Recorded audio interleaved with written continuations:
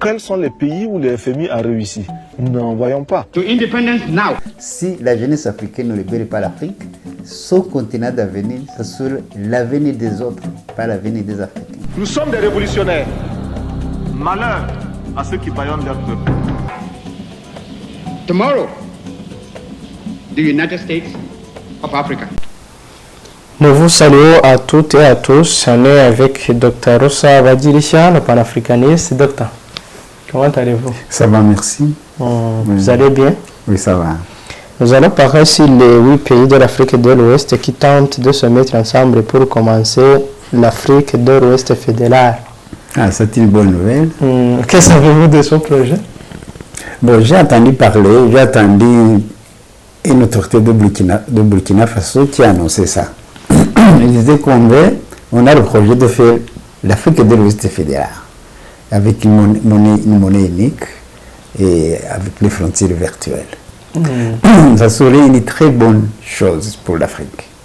Oui, c'est souhaitable. De mon côté, je souhaite ça. Mais ça serait très intéressant pour l'Afrique. D'où vient cette idée? C'est tout à fait normal. Il y a des révolutions là-bas. Si on a fait une révolution au Mali, si on a fait une révolution au Burkina Faso, c'est ça, c'est la tendance. Ça, c'est le point de départ. Ce que vous appelez coup d'État, il n'y a pas eu de coup d'État au Mali. Il n'y a pas eu de coup d'État au Burkina Faso. C'est la révolution. Ça m'étonne. On a tué le roi de France en 19e siècle. On a tué Louis XVI. On a appelé ça révolution. Mais quand Kadhafi a chassé le roi, on a dit coup d'État. Si Goïta chasse le président, le nègre dans la maison qui travaille pour la France, on a dit coup d'État. Damiba. Damiba, Burkina, au Mali, je dis. Burkina Faso aussi. On a dit coup d'État. Ce ne sont pas des coups d'État, ce sont des révolutions. C'est ce que nous souhaitons pour l'Afrique. Pas des coups d'État, des révolutions. Parce que les coups d'État en Afrique, c'est ceux qui appelaient des coups d'État. C'était des coups d'État télécommandés. Aujourd'hui, si les coups d'État comme à l'Afrique de l'Ouest, ce ne sont pas des coups d'État, ce sont des révolutions. Oui. Ce sont des révolutions populaires et des révolutions militaires. Non. Parce que les militaires sont... Les militaires ne sont jamais seuls. C'est populaire. C'est populaire. Les militaires, ils sont là pour la population. Ce n'est pas pour les mêmes. C'est pour la population. Ce n'est pas une révolution militaire. Non. Pouvez-vous nous dire quels sont les pays qui sont dans ce projet? Oui, je pense que le projet, c'est les pays qui sont dans le IMOA, Union monétaire de l'Ouest africain. C'est ça. IMOA. C'est ce pays que vous connaissez. Il y a le Bénin, Burkina Faso, Côte d'Ivoire, Guinée-Bissau, Mali, Niger, Sénégal et Togo. Est-ce que les impérialistes occidentaux vont accepter ça? Ils seraient obligés d'accepter. Sinon, aujourd'hui, Goïta ne serait plus en vie. C'est ça. Et si, dernièrement, Macron a déclaré, il a dit 2 fois que le Mali va s'effondrer. Qu'est-ce qu'il dit? Il dit le Mali va s'effondrer. C'est-à-dire qu'il a un projet d'attaquer le Mali. Mais personne ne l'a empêché, mais il n'a pas osé. On a tenté plusieurs coups d'État, ça n'a pas réussi. Ce n'est pas seulement en Afrique de l'Ouest, même en Centrafrique. On a tenté des coups d'État pour empêcher Touadéra, ça n'a pas marché. On a tenté plusieurs coups d'État au Mali pour renverser Goïta. Ça n'a pas tenu. Même au Burkina Faso, il n'y a pas 1 mois, il n'y a pas 2 mois que Ibrahim Traoré est au pouvoir, mais on a tenté aussi 1 ou 2 coups d'État. Mais ils n'y arriveront pas. Non. Comment vous êtes sûr? Est-ce que tu penses que c'est pas son souhait ou sa volonté que Goïta est toujours au pouvoir? Non, c'est parce qu'il n'y a pas pu, parce qu'il y a Wagner, il y a la Russie qui est à côté. Il y a le renseignement de la Suisse qui est à côté. On a renforcé la défense du Mali de telle façon qu'aujourd'hui, les Maliens, les militaires maliens, ils sont bien organisés, ils sont très forts, pas comme avant.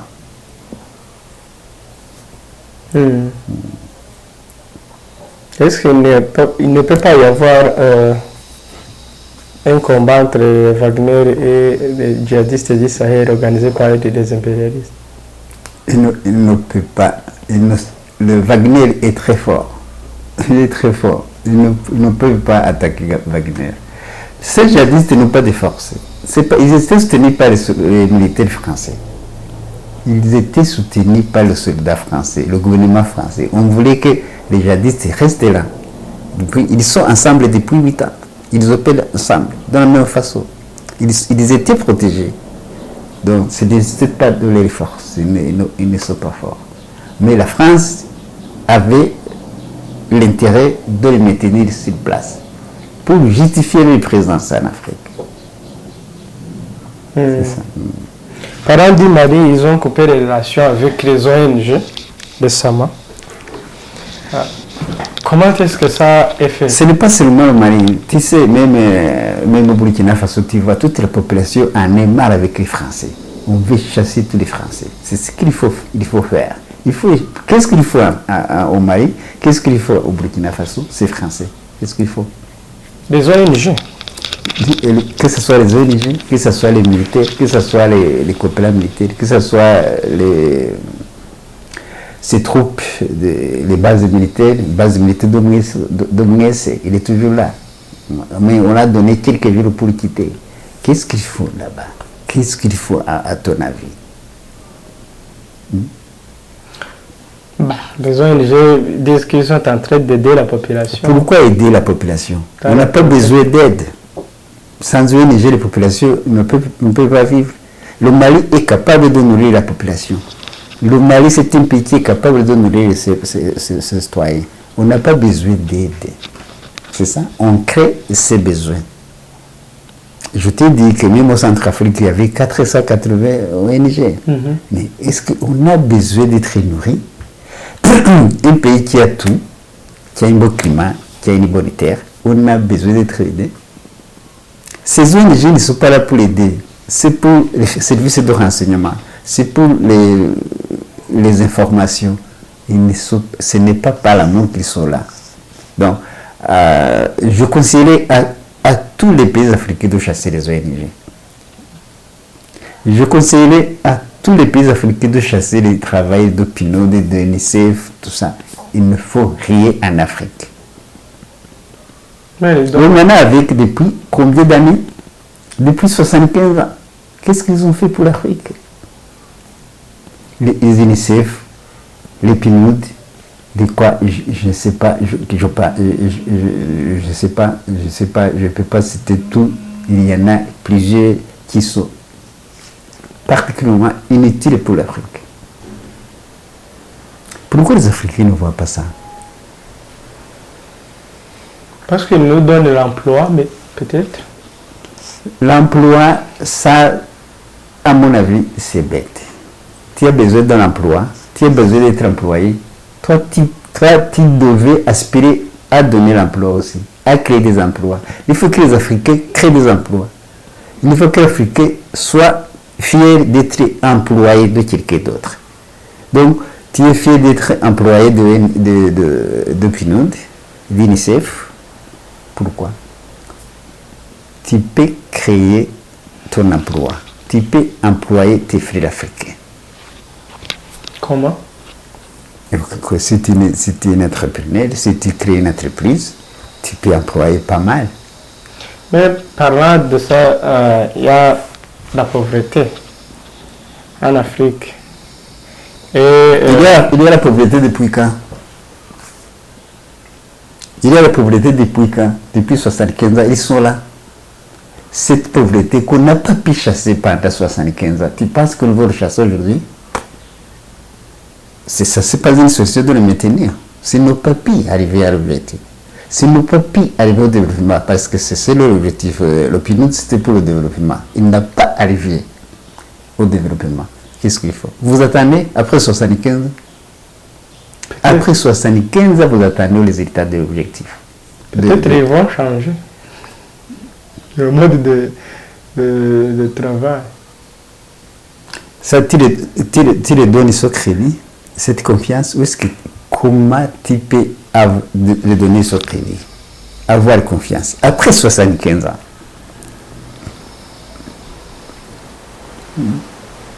Après 75 ans. Rien ne peut changer. S'ils n'arrivent pas à ça, c'est parce que ce n'est pas dit qu'ils sont incapables. Mais c'est l'objectif, c'est maintenir l'Afrique dans la misère, maintenir l'Afrique dans la pauvreté. C'est ça l'objectif. Si tu es pauvre, ils sont dans tes mains, ils peuvent exploiter l'Afrique. Si tu es riche, ils sont chassés. C'est ça. Donc, rendre l'Afrique riche, c'est-à-dire, ils ne sont plus, ils n'auront plus la raison d'être ici. Or, ils veulent rester ici. Parce que c'est l'Afrique qui fait vivre les pays.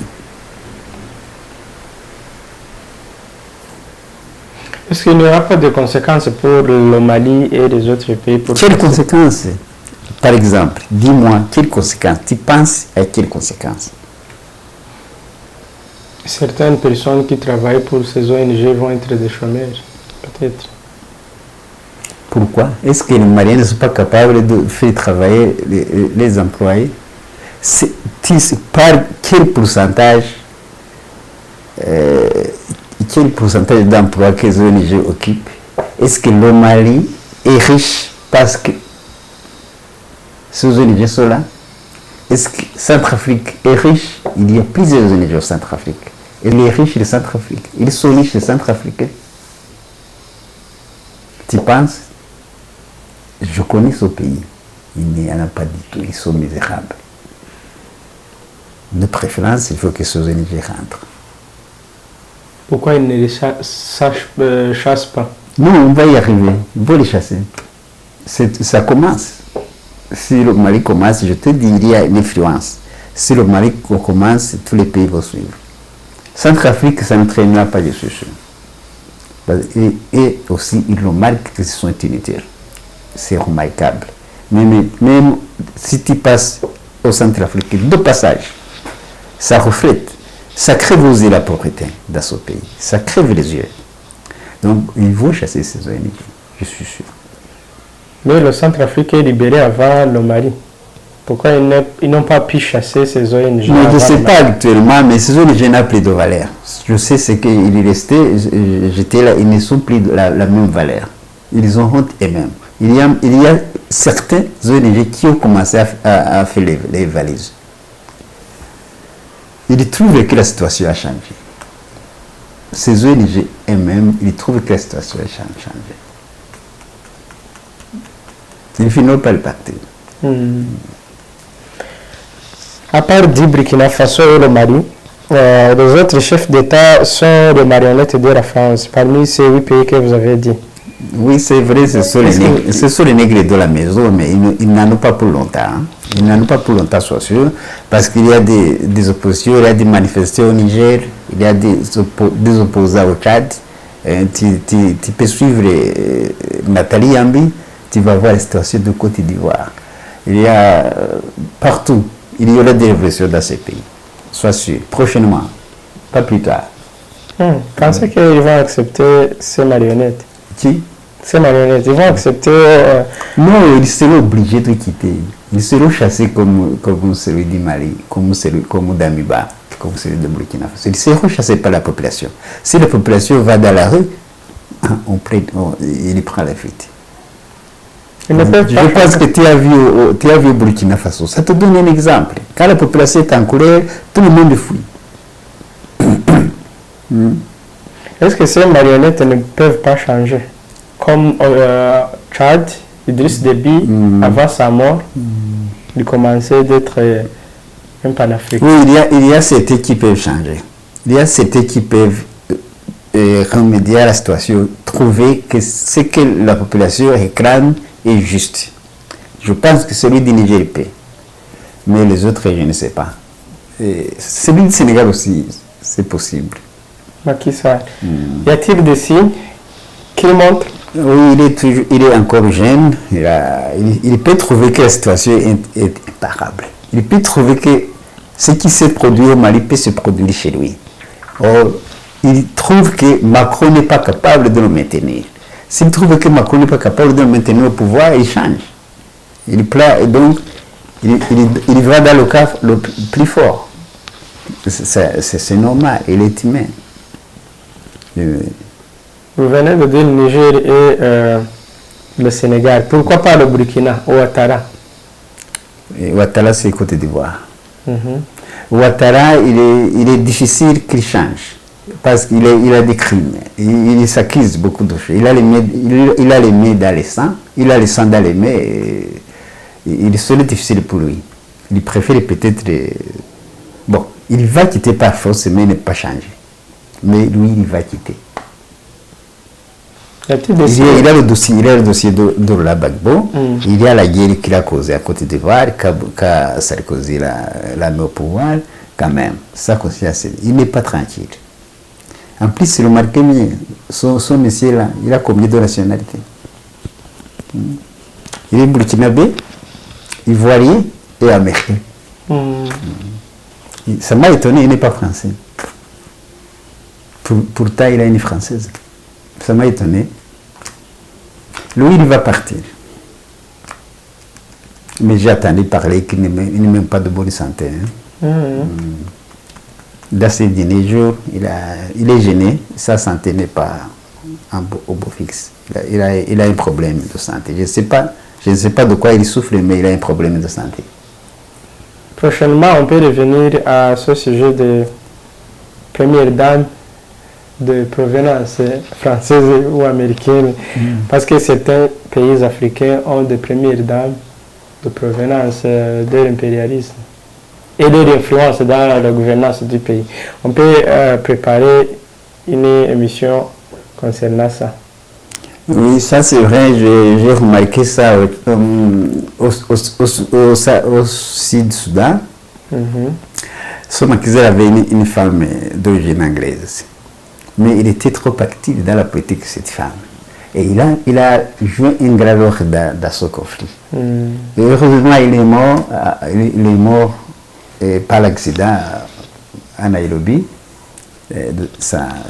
Donc, sa force, ses activités ont été coupées. Mais ces dames, ils sont trop influentes. Ça, c'est vrai. Ils sont trop influentes. Donc, ils travaillent pour les pays d'origine. Ça, c'est tout à fait normal. Même historiquement, tu te rappelles, en France, Marie-Antoinette, il était autrichienne.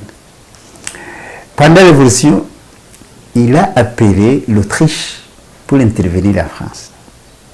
C'est pour cette raison qu'on a coupé la tête. Donc ces femmes-là, elles sont trop influentes quand ils viennent d'autres pays. Ils travaillent toujours pour les pays d'origine. Et pourquoi ces présidents choisissent ces femmes? Non, ça c'est question ratio d'amour, ça, il ne va pas y traîner. On ne pense pas à ça. Je ne pense pas que c'est une question d'amour. On va préparer une émission spéciale peut-être pour ça. Oui, on va voir, mais côté sentimental, côté amoureux, là, on ne pense pas à ça. On voit le présent, on ne pense pas à l'avenir. Ça peut arriver à tout le monde. Docteur, pour finir, supposons qu'ils réussissent et ils font l'Afrique de l'Ouest fédérale. Ça serait quelle influence pour le reste de l'Afrique ou pour les intégrations régionales comme East African Community et les autres? Mais aussi ce projet d'ici, ça serait très intéressant pour le panafricaniste. Ça serait très intéressant et ça va jouer un grand rôle pour le reste de l'Afrique. La situation déjà économique sera améliorée automatiquement. Si on quitte le franc CFA, les pays vont monter économiquement d'une façon qui est remarquable. Or, si les autres pays trouvent que cette côté, l'Afrique avance, il faut suivre. En plus, ce n'est pas seulement ça. S'ils y arrivent et que la France n'arrive pas à empêcher le projet, les autres pays vont suivre, sois sûr. on souhaite que l'Est africaine communauté suive. On souhaite que SADC suive. C'est ça. C'est comme ça que l'Afrique peut être fédérale entièrement. Et le continent peut se libérer. L'Afrique va se libérer, ne vous en faites pas. Hein. Je vous ai dit depuis longtemps, vous ne croyez même pas à ce projet. Personne ne pouvait penser à ça avant. Donc aujourd'hui, le monde va changer. Si aujourd'hui on peut penser à ça, on peut se permettre de lever. L'Afrique a le droit de rêver aujourd'hui. Il faut rêver. L'Afrique sera libre. C'est l'Afrique unie ou la mort. Mais vous m'avez dit qu'ils ont eu peur de l'armée qu'on appelle d'unité, les impérialistes. Oui, c'est vrai, il crée l'unité. Mais parfois, ils ne sont pas capables de l'empêcher. Mais les exemples montrent qu'ils ont empêché l'unité. Oui, c'est le principe. C'est divisé pour mieux rien. Mais ça ne tiendrait pas éternellement. Ils n'ont plus de force, ces gens-là. La guerre d'Ukraine vous a montré que l'Occident n'a plus de force. Et c'est l'Occident qui ne veut pas l'unité. C'est l'Occident qui est impérialiste. Mais ils n'y arriveront pas. Ils n'empêcheront pas l'Afrique. Non. C'est le moment, c'est le siècle, c'est l'opportunité historique que l'Afrique doit profiter. Ça, c'est une opportunité que l'Afrique doit profiter. Cette idée, ce n'est pas mauvais pour c'est pas une mauvaise chose pour l'Afrique. Cette idée de l'Ukraine, ce n'est pas mauvais pour l'Afrique. C'est une opportunité pour l'Afrique. Il faut que l'Afrique profite. Et ça commence à voir. Maintenant, vous voyez ce que je disais. Je vous ai dit, je répète plusieurs fois, qu'avant, si l'Occident avait plus de force, aujourd'hui, le Goïta ne serait plus en vie. Touadéla, Ibrahim Traoré, ils ne seraient plus en vie. Mais le fait qu'ils tiennent jusqu'à présent, c'est-à-dire que ça montre la faiblesse, ça montre le déclin de l'Occident. Et c'est souhaitable pour les Africains. C'est souhaitable pour le panafricanisme. C'est souhaitable. Nous souhaitons que ça tombe. Nous souhaitons qu'il y ait l'équilibre, le monde entier. Il ne faut pas qu'il y ait une domination. Et les impérialistes peuvent dire que vous avez connu leur stratégie de diviser pour régner et étudier ou bien amener une autre. Non, il n'y aurait pas d'une autre. Quand vous êtes unis, vous êtes carré, vous êtes bloqué, personne ne pénètre. C'est ça, c'est l'arme le plus puissant. L'unité, c'est l'arme le plus puissant. C'est beaucoup plus puissant que même la bombe atomique. C'est pour cette raison que l'Amérique aujourd'hui est puissant. C'est parce qu'il est uni. La puissance n'est pas possible si vous êtes isolé. C'est pas possible qu'un pays soit puissant s'il n'a pas de territoire, s'il n'a pas d'espace. C'est pas possible. Par exemple, l'Israël, c'est une puissance nucléaire, mais il ne peut pas être une puissance économique. C'est pas possible. Oui. Avec un territoire de 20 000 km², c'est pas possible. Singapour, il est développé. Économiquement, il est puissant. Mais il ne peut pas être une puissance. C'est pas possible. Mais si les pays se mettent ensemble, si l'Afrique soit fédérale, c'est une puissance irréfutable. Une grande puissance que tout le monde respecte, que tout le monde craint. Pensez-vous que les chefs d'État africains, à travers l'organisation de l'Union africaine, vont mettre l'agenda 2063 à côté? L'agenda de l'unité africaine. Ce n'est pas l'Union africaine qui a fait cet agenda. L'Union africaine, qu'est-ce qu'il a fait? C'est l'Occident qui l'a fait. L'Union africaine, qu'est-ce que tu parles de l'Union africaine? Il n'y a pas d'Union africaine. Imaginez l'Union africaine. Il n'a jamais, depuis l'UNITA, on n'a jamais accepté les Africains de la diaspora. Imaginez-vous. Ça, c'est un échec lamentable. C'est un échec lamentable. Pourtant, les Blancs sont là.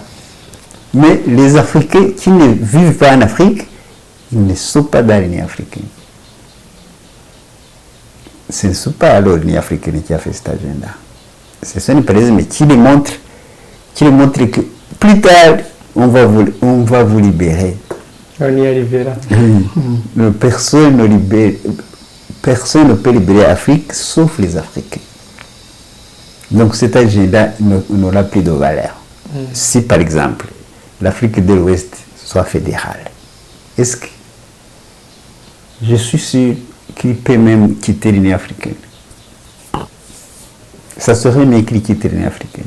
Est-ce que l'Union africaine, il est inutile? Qu'est-ce qu'il fait pour l'Afrique? Quelle est son utilité pour les citoyens africains? Quelle est son utilité pour les États qui sont membres? Si la guerre en Éthiopie, Tigré, où il y a son siège, on n'a rien, on n'a pas bougé pour empêcher cette guerre. On a tué Sankara, la France a tué Sankara. Qu'est-ce que l'Union africaine a fait? On a tué Kadhafi. Qu'est-ce que l'Union africaine a fait? Donc, l'Union africaine, ce n'est pas africaine. Il faut l'oublier. Docteur, pour finir, qu'est-ce que vous dites pour la jeunesse, pour les autres Africains? Non, ce que je dirais, je suis tellement très content, ce communiqué m'a rendu trop heureux. J'attends et j'espère, je prie Dieu que l'Afrique de l'Ouest réussisse, l'Afrique fédérale. J'ai l'espoir que ça peut influencer le reste de l'Afrique. J'ai l'espoir que mes rêves peuvent se réaliser. Voilà. Merci. Je vous en prie. Quels sont les pays où le FMI a réussi? Nous n'en voyons pas. To independence now. Si la jeunesse africaine ne libère pas l'Afrique, son continent d'avenir, ce sera l'avenir des autres, pas l'avenir des Africains. Nous sommes des révolutionnaires. Malheur à ceux qui bâillonnent leur peuple. Tomorrow, the United States of Africa